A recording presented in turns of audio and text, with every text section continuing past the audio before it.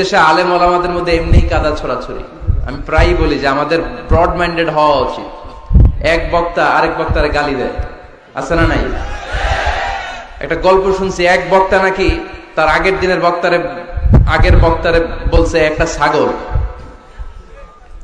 আর এর আগের বক্তা এই বক্তারে বলে গেছিল এটা একটা গরু।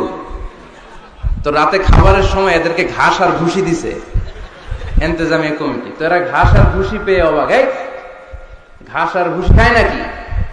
হুজুর উনি বলছে আপনারা ছাগল আর আপনি বলছেন ওনারে গরু। তো এর চেয়ে ভালো খাবার তো আমাদের কাছে নাই। আফসোস আফসোস, কপাল পোড়া।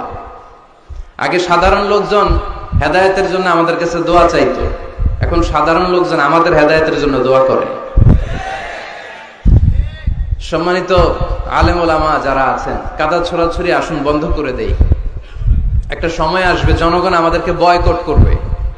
এই যে ধর্মপ্রাণ মুসলমানদেরকে আমরা খেপায় তুলতেছি, আমরা একে অপরকে গালিগালাজ করি, হিংসা, কাদা ছড়াছড়ি, একজনের ভালোটা আরেকজনের সহ্য হয় না। আমরা যে ভাই এটা ভুলে গেছি।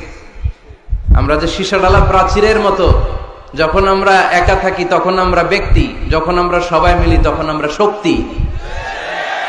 এই শক্তি তো আমাদের হাতে নাই এখন। এজন্য আমি বলবো এমনি আলেমদের মধ্যে কাদা ছড়াছড়ি, আর তোমরা সোনামণিরা যদি এই কাজ করো তাহলে এটা ঠিক হবে না। অনেক বক্তা আকার ইঙ্গিতে কোনো একটা কথা বলতে চায়, কারণ নাম বলে নাই, কিন্তু সোনামণিরা ওইখানে নাম দিয়ে দেয়। এক জায়গায় আমার ছবি, আমি এমনি,